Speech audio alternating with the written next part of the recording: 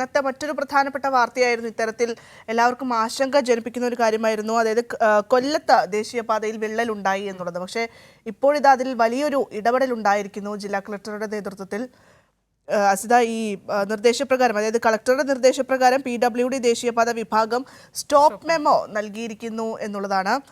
ഒപ്പം തന്നെ സുരക്ഷ വിലയിരുത്തിയ ശേഷം നിർമ്മാണം തുടരാനും നിർദ്ദേശം നൽകിയിട്ടുണ്ട്. ഇത്തരത്തിൽ വലിയ ഇടപെടലാണ് ഇപ്പോൾ കളക്ടറുടെ ഭാഗത്ത് നിന്ന് ഉണ്ടായിട്ടുള്ളത്. ഇങ്ങനെ നമുക്കറിയാം, കഴിഞ്ഞ ദിവസം ഈ കണ്ണൂരും അതുപോലെ മലപ്പുറത്തുമൊക്കെ ഇത്തരത്തിൽ ദേശീയപാത വിള്ളൽ ഉണ്ടാകുന്നു. അതിൽ സർക്കാരിൻ്റെ ഇടപെടൽ ഉണ്ടാകുന്നു. അതുപോലെ തന്നെ വലിയ രീതിയിൽ വിമർശനങ്ങൾ ഒരു ഭാഗത്ത് ഉണ്ടാകുന്നു.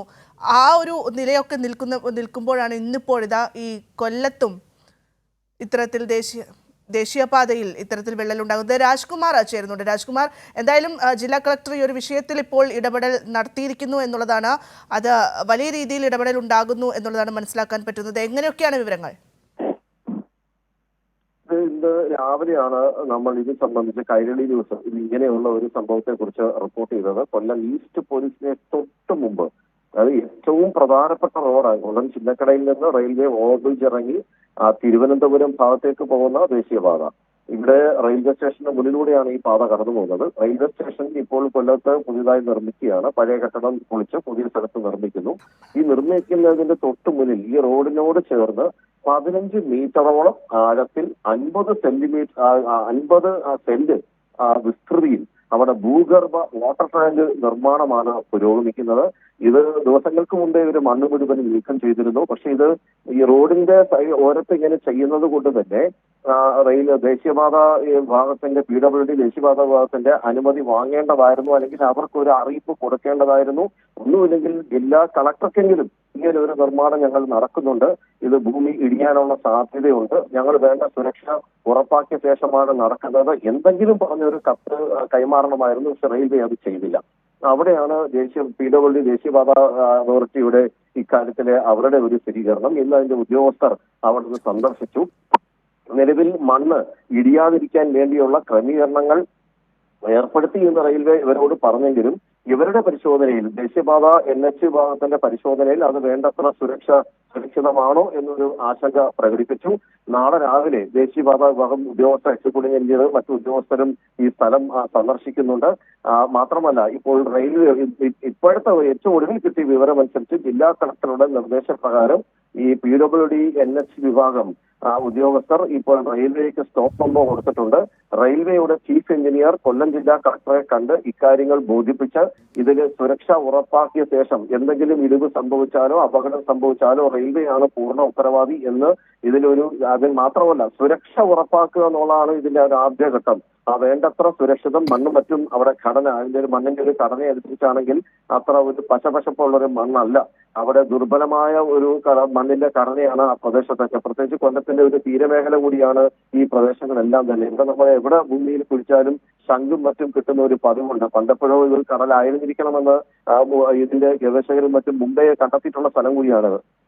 അതുകൊണ്ട് തന്നെ മണ്ണിനൊരു ഉറപ്പില്ലാത്ത സ്ഥലം കൂടിയാണ്. അതുകൊണ്ട് അപകട സാധ്യത കൂടും. മാത്രമല്ല, ഈ റോഡിൽ നിരവധി വാഹനങ്ങൾ കടന്നു പോകുന്നുണ്ട്. അതെല്ലാം ടൺ കണക്കിന് ഭാരമുള്ള വാഹനങ്ങളാണ് കടന്നു പോകുന്നത്.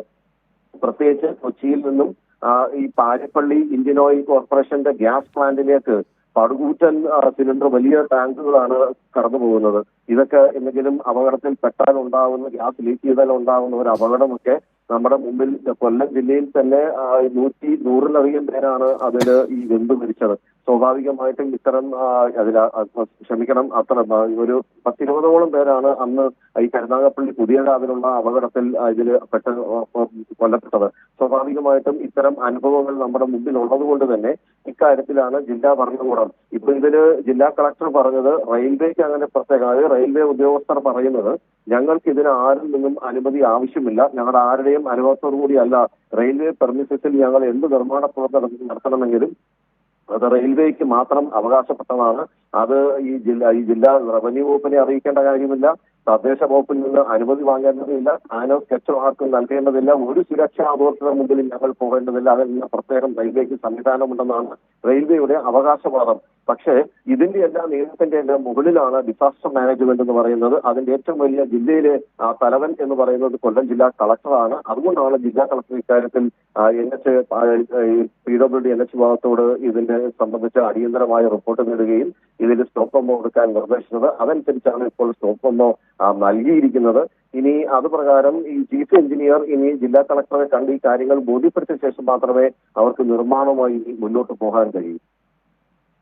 അതെ, തീർച്ചയായും രാജ്കുമാർ, എന്തായാലും കൈരളി ന്യൂസാണ് ഈ ഒരു വാർത്ത രാവിലെ പുറത്തു കൊണ്ടുവന്നിട്ടുണ്ടായിരുന്നത്. എന്തായാലും ഇത്തരത്തിൽ, അതായത് ഈ കൊല്ലം ഈസ്റ്റ് പോലീസ് സ്റ്റേഷന് മുന്നിലായിരുന്നു വിള്ളലുണ്ടായത്. റോഡിനോട് ചേർന്ന് ഭൂമി കുഴിക്കുന്നതിന് മുൻപ് റെയിൽവേ ദേശീയപാത അതോറിറ്റിയുടെ അനുമതി വാങ്ങിയിട്ടില്ല എന്നാണ്. എന്തായാലും ഈ ഒരു വിഷയത്തിൽ ഇപ്പോഴിതാ കളക്ടർ എന്ന് പറയുമ്പോൾ ഈ ഒരു ഘട്ടത്തിൽ നമുക്ക് ദുരന്ത നിവാരണ സമിതിയുടെ ചെയർമാൻ കൂടിയാണ് അദ്ദേഹം. അപ്പോൾ അദ്ദേഹത്തിന് മുകളിലല്ല റെയിൽവേ എന്നുള്ളത് ഈ ഒരു ഘട്ടത്തിൽ എടുത്തു പറയേണ്ട ഒരു കാര്യമാണ്. മാത്രമല്ല സിത, ഇത്തരത്തിൽ അനുമതി ഇല്ലാതെ ഇനി എന്തെങ്കിലും കാര്യങ്ങൾ ചെയ്യുകയാണെങ്കിൽ അത് ആ ഒരു പ്രവർത്തകർക്ക് കൂടിയിട്ടുള്ള ഒരു മുന്നറിയിപ്പ് കൂടിയായി നമുക്ക് ഈ ഒരു വാർത്തയെ കാണാം അസിത. കാരണം പല ഘട്ടങ്ങളിലും നമ്മൾ ഇത്തരത്തിൽ മുന്നറിയിപ്പില്ലാതെ കുഴിയെടുക്കുന്ന സാഹചര്യങ്ങളൊക്കെ കണ്ടിട്ടുണ്ട്.